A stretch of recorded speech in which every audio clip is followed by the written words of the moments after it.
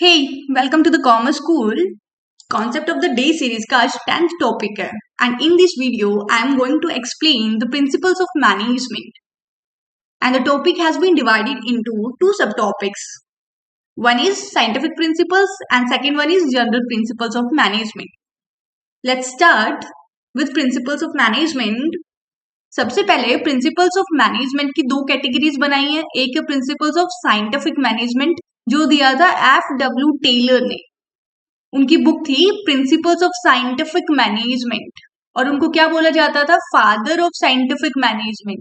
यानी कि साइंस वाले जो प्रिंसिपल्स थे मैनेजमेंट के वो किसने दिए थे, F.W. टेलर ने. इन्होंने दिया था, राइट.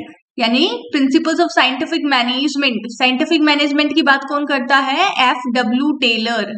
F.W. टेलर, उनकी बुक थी प्रिंसिपल्स ऑफ साइंटिफिक मैनेजमेंट और वो कौन थे, फादर ऑफ साइंटिफिक मैनेजमेंट.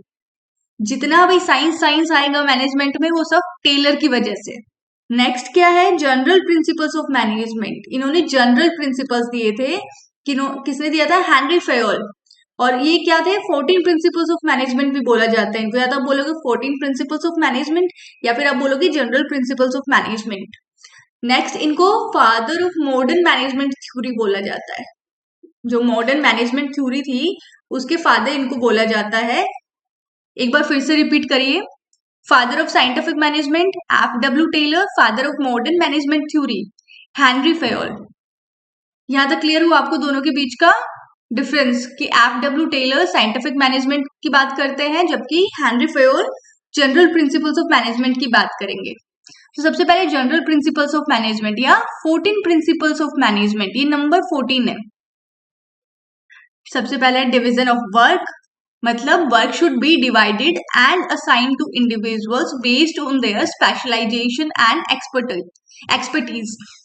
इसका क्या कहना था, डिवीजन ऑफ वर्क मतलब कि जो भी जॉब है, जो भी काम है आपका जॉब पे, उसको डिवाइड कर दो छोटे छोटे टास्क में और जो भी उस टास्क में, पर्टिकुलर टास्क में स्पेशलाइजेशन होगा जिसके पास, जिसकी एक्सपर्टीज उसी टास्क में, उसी जॉब को करने में है, उसको वही टास्क दो.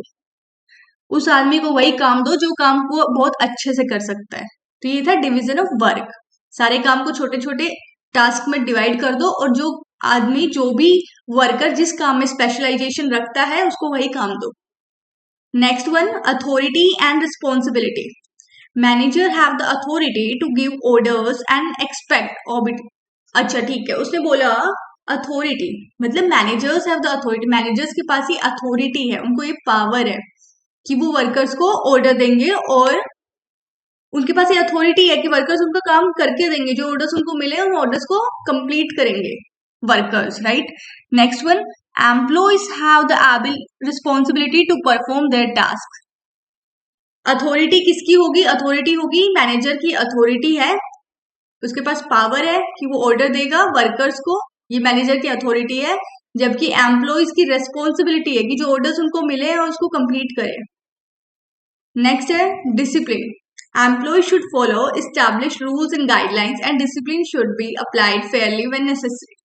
तो जो भी रूल्स होंगे, गाइडलाइंस होंगी ऑर्गेनाइजेशन की, एम्प्लॉयज को वो फॉलो करने हैं, यानी कि डिसिप्लिन मेंटेन करना है. नेक्स्ट वन, फोर्थ है unity of command. Each employ should receive instructions and guidance only from one manager to avoid confusion and conflict. Unity of command, command मतलब ऑर्डर, यानी कि ऑर्डर एक ही इंसान की तरफ से मिल रहे होंगे उनको. ऐसा नहीं है 3 4 5 मैनेजर होंगे सब अपने अपने ऑर्डर्स देकर जाएंगे, ये नहीं हो सकता. फिर कंफ्यूज हो जाएंगे एम्प्लॉयज कि किसका काम करना है. तो किसी एक बंदे की तरफ से ही उनको कमांड मिलेगी, उनको ऑर्डर्स मिलेंगे. यूनिटी ऑफ कमांड, सिर्फ एक बंदे से या एक ही इंसान से उनको ऑर्डर्स रिसीव होंगे. सिर्फ एक इंसान उनको ऑर्डर्स देगा और वही उनको गाइड करेगा. कोई कंफ्यूजन नहीं है कि किसका ऑर्डर कंप्लीट करना और किसका नहीं करना है. फिफ्थ क्या है, unity of direction. Organisation should have a single unified direction with coordinated efforts towards common goal. Goals की तरफ एक यूनाइटेड और कोऑर्डिनेटेड एफर्ट्स होंगे, यानी कि जितने भी एफर्ट्स होंगे, जो भी एफर्ट्स किए जाएंगे, जो भी, और वो किस तरफ होंगे, कॉमन गोल्स होंगे. ऑर्गेनाइजेशन के कॉमन गोल्स क्या होंगे, जो ऑर्गेनाइजेशनल गोल्स होते हैं उनको अचीव करने की तरफ होंगे. एक ही डायरेक्शन में सारे एफर्ट्स होंगे, वो किस डायरेक्शन में होंगे, गोल्स को अचीव करने की तरफ. कौन से goals? Common goals. Common goals कौन से होते हैं? जो ऑर्गेनाइजेशन के गोल्स होते हैं। 6 क्या है? Subordination of individual interest to the general interest. ये बहुत इजी है। Subordination of individual interest to general interest का क्या मतलब है कि मैं अगर किसी कंपनी में एम्प्लॉय हूं तो मैं अपने इंटरेस्ट की बजाय कंपनी का जो इंटरेस्ट होगा उसको प्रायोरिटी दूं। फॉर एग्जाम्पल, कंपनी का इंटरेस्ट है कि उनका प्रॉफिट बढ़े और मेरा इंटरेस्ट है कि मेरी सैलरी बढ़े। मेरी सैलरी कब बढ़ेगी? जब कंपनी की सेल्स बढ़ेंगी, प्रॉफिट, कंपनी के पास पैसा होगा तभी ना मेरी वो वेजेस या मेरी सैलरी बढ़ा कर देंगे। तो मुझे क्या करना है? मुझे अपने गोल को कि मेरी सैलरी बढ़े और मैं जाकर रोज लड़ाई करूं एचआर के साथ कि प्लीज मेरी सैलरी बढ़ाओ, सैलरी बढ़ाओ। उसकी बजाय मैं क्या करूं? ज्यादा मेहनत करूं ताकि कंपनी और ज्यादा प्रॉफिट अर्न करे और ऑटोमेटिकली मेरी सैलरी बढ़ा दी जाएगी। जब कंपनी के पास प्रॉफिट्स होंगे तो सैलरी बढ़ा दी जाएगी एम्प्लॉयज की। तो मैं अपनी सैलरी के लिए लड़ाई करने की बजाय कंपनी के प्रॉफिट बढ़ाने की तरफ ज्यादा ध्यान दूं। तो इसी को बोलेंगे subordination of individual interest to general interest. General interest को प्रायोरिटी देनी है अपने इंटरेस्ट की बजाय, ऑटोमेटिकली आपके इंडिविजुअल गोल्स भी अचीव हो जाएंगे। फिर है रिमनरेशन, मतलब employee should receive fair compensation for their work considering factors such as effort, skill and market conditions. Effort, skills और मार्केट कंडीशन के बेस पर जो भी सैलरी बनती है, जो भी उनका रेमनरेशन बनता है, उनको पेमेंट करनी है आपको उनके काम के लिए। उनके काम को देखकर उनको पेमेंट करनी जरूरी, अदरवाइज वो आपको छोड़कर चले जाएंगे आपके एम्प्लॉयज। फिर 8th है सेंट्रलाइजेशन। सेंट्रलाइजेशन क्या रहेगा? Extent to which decision making authority is concentrated at the top of the organisation should be determined based on the specific circumstances and needs of the organisation. Centralised मतलब decision making authority. Decision making authority किसके पास रहेगी? Top, जो organisation में जो top employees होते हैं, top members होते हैं ऑर्गेनाइजेशन के, टॉप लेवल के, उनके पास रहेगी। राइट? जब भी कोई भी डिसीजन लेना होगा इंपॉर्टेंट या ऐसी कोई सर्कमस्टेंसेस आ जाती हैं जहां पे जरूरत है ऑर्गेनाइजेशन को कि कोई एक ही बंदा डिसीजन ले, कोई एक ही इंसान डिसीजन ले, तो वो कौन लेगा?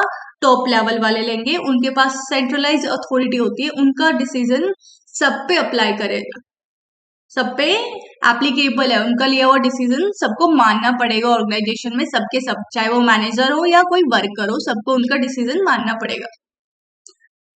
9th है स्केलर चेन। स्केलर चेन क्या होती है? There should be a clear and formal chain of command from the top management to the lowest levels of the organization. जो भी स्केलर चेन क्या होती है वो, फॉर एग्जाम्पल, एक जो टॉप पे है वो किसको बोलेगा? ऑर्डर किसको पास करेगा? अपने से नीचे वाले को, और अपने से नीचे वाला ये किसको करेगा? अपने से जूनियर को।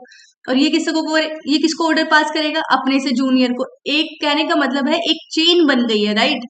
ऐसा नहीं है कि जो टॉप पर बंदा है वो सबसे लोअर लेवल पर जो बंदा है उससे डायरेक्ट कम्युनिकेशन करेगा, नहीं। ये जो चेन बन गई है सिर्फ इसी को फॉलो किया जाएगा। अपने से जूनियर को ऑर्डर पास करेगा, मेरा बॉस है वो मुझे ऑर्डर पास करेगा, मैं अपने से जूनियर को, मेरा जूनियर अपने से जूनियर को ऑर्डर पास करेगा। ऐसा कभी नहीं होगा कि टॉप लेवल वाला डायरेक्ट जाकर वर्कर से डील करेगा। तो ये स्केलर चेन होती है, चेन होती है, उसी को फॉलो करके आप कम्युनिकेट करते हो ऑर्गेनाइजेशन के अंदर। फिर है order. Resources and materials should be arranged in an orderly manner for optimal and efficient productivity. ठीक है, एफिशिएंसी और प्रोडक्टिविटी बढ़ाने के लिए आपकी जो रिसोर्सेज होते हैं, मटेरियल होते हैं ना ऑर्गेनाइजेशन के अंदर, उनको एक ऑर्डरली मैनर में अरेंज करना है इस हिसाब से कि आपकी जो एफिशिएंसी और प्रोडक्टिविटी है वो मैक्सिमम रहे। फिर equity, manager should treat all employees equally. जितने भी एम्प्लॉयज होंगे मैनेजर्स उनको इक्वली ट्रीट करेंगे, कोई मतलब नहीं है। Fairness, justice, equity, promoting positive work environment. ऐसा नहीं है कि आप एक को आप फेवर करेंगे कि आप उसको पहले से जानते हैं या आपकी गुड बुक्स में कोई एक इंसान तो आप उसको फेवर करेंगे और बाकी सबको टॉर्चर करें, राइट? तो ये ठीक नहीं है ना आपके लिए। अगर आप मैनेजर हो तो आपके लिए सब एक समान है, सब उतनी ही इंपॉर्टेंस रखते हैं और सबको एक जैसा ट्रीटमेंट आप देंगे। फिर है stability and tenure. Organization should strive to maintain stability and minimize employees turnover to foster continuity and efficiency. Stability and tenure, तो ऑर्गेनाइजेशन को स्टेबिलिटी मेंटेन करनी चाहिए उनको अपने एम्प्लॉयज को इतनी जल्दी जल्दी, अगर कोई कंपनी को कोई एम्प्लॉयज हर 6 महीने में एम्प्लॉयज छोड़कर जा रहे हैं किसी कंपनी को, तो मार्केट में उसकी इमेज क्या बनेगी कि यार इसका वर्क एनवायरनमेंट अच्छा नहीं है, इस कंपनी में एनवायरनमेंट अच्छा नहीं है, यहाँ वर्कर्स काम नहीं कर सकते, ये लोग कुछ तो गलत कर रहे हैं कि लोग इनको 6 महीने में छोड़कर जा रहे हैं। तो अपनी अच्छी इमेज के लिए और एफिशिएंसी, अगर हर 6 महीने में एम्प्लॉय छोड़कर जाएंगे, नया एम्प्लॉय आएगा, उसको ट्रेनिंग दोगे, फिर वो थोड़े दिन काम करेगा, फिर वो छोड़कर चला जाएगा, तो कहीं ना कहीं कंपनी को नुकसान होगा, ऑर्गेनाइजेशन को नुकसान होगा। ट्रेनिंग कॉस्ट आती है, खर्चा लगता है, इंटरव्यूज कराने में उसमें भी खर्चा लगता है, और टाइम और एफर्ट्स भी लगते हैं। तो आपको जरूरी है कि आपके एम्प्लॉयज आपको बहुत जल्दी से या आसानी से छोड़कर ना जाए, वो आपके साथ रुके रहे। और ये कब पॉसिबल है? जब आप एम्प्लॉयज को अच्छे से ट्रीट करोगे। फिर है इनिशिएटिव। क्या होता है? Employee should be encourage to take initiative, show creativity and contribute to the improvement of processes and operations. Initiative, employees को एनकरेज करना है कि वो खुद से इनिशिएटिव ले और अपनी क्रिएटिविटी दिखाएं, और जो प्रोसेस या ऑपरेशन होता है ऑर्गेनाइजेशन के, उनमें इम्प्रूवमेंट लेकर आए, यानी वो कुछ से कुछ सजेस्ट करे, कंपनी में कुछ इम्प्रूवमेंट्स के लिए अपनी सजेशंस देते रहे। राइट? इतना क्लियर हुआ आपको? लास्ट में है एस्प्री डी कॉर्प। इसका मतलब क्या होता है? Building a sense of unity, team work and camaraderie among employees to enhance moral and overall performance। इसका मतलब है स्पिरिट ऑफ बॉडी। इसमें क्या होता है? उनको टीम वर्क की फीलिंग आनी चाहिए। एम्प्लॉयज है, उनके बीच में आपको इस जो अगर उनके बीच में टीम वर्क का फील रहेगा कि मुझे किसी से कॉम्पीट नहीं करना है, अपने जो भी उसका साथ में जो भी काम कर रहे हैं बाकी एम्प्लॉयज, उनके साथ में कंपटीशन करने की बजाय एक टीम वर्क में काम करना है, और कोऑर्डिनेट करने अपने एफर्ट्स को एक ही डायरेक्शन की तरफ, क्या? कॉमन गोल्स के अचीवमेंट की तरफ। उनके बीच में टीम वर्क होना चाहिए। टीम वर्क से क्या होगा? उनके बीच में मोरल और उनकी परफॉर्मेंस दोनों को अफेक्ट करेगा। उनका हाई मोरल क्या होगा? अच्छी परफॉर्मेंस लेकर आएगा आपकी जो भी बिजनेस ऑर्गेनाइजेशन होगी। Right? Next one is principles of scientific management. Science not rule of thumb. क्या बोला एफडब्ल्यू टेलर ने? कि science not rule of thumb, कि जो भी एक रूल बना दिया गया है, जरूरी नहीं है हर सिचुएशन में वही रूल एप्लीकेबल है। राइट? कोई रूल ऑफ थंब नहीं बन गया है। साइंस कोई रूल ऑफ थंब नहीं है कि एक कानून बना दिया है और वही कानून सब पर लागू हो जाएगा। नहीं। क्यों? क्योंकि हम मैनेजमेंट में किससे डील कर रहे हैं? हम ह्यूमन रिसोर्स से डील करते हैं, और हर किसी का रिएक्ट करने का तरीका अलग है, हर किसी के सोचने का तरीका अलग है, हर किसी के ओपिनियंस डिफर करते हैं। राइट? तो ये कोई रूल ऑफ थंब नहीं है कि हर किसी पे एप्लीकेबल होगा। नहीं, आपको सिचुएशन अलग हो सकता है वहां पे वो रूल अप्लाई ना करे। तो साइंस कोई रूल ऑफ थंब नहीं है। Harmony not Discord. हार्मनी, आपके जो भी एफर्ट्स या एम्प्लॉयज होंगे उनके बीच में एक हार्मनी क्रिएट करना जरूरी है, ना कि कंफ्यूजन। राइट? कंफ्यूजन अगर होगा तो क्या होगा? कन्फ्लिक्ट्स होंगे उनके बीच में, और क्या होगा? इससे कंपनी की परफॉर्मेंस, कंपनी के जो भी परफॉर्मेंस होगी उसको अफेक्ट करेगा वो। Cooperation not individualism. सिर्फ अपने बारे में नहीं सोचना है आपको, एक दूसरे के साथ कॉपरेट करते हुए कंपनी या ऑर्गेनाइजेशन के बारे में सोचना है। सिर्फ अपना फायदा नहीं देखना है, आपको ऑर्गेनाइजेशन को परफॉर्मेंस को ध्यान में रखते हुए आपको ऑर्गेनाइजेशनल गोल्स पे फोकस करना है।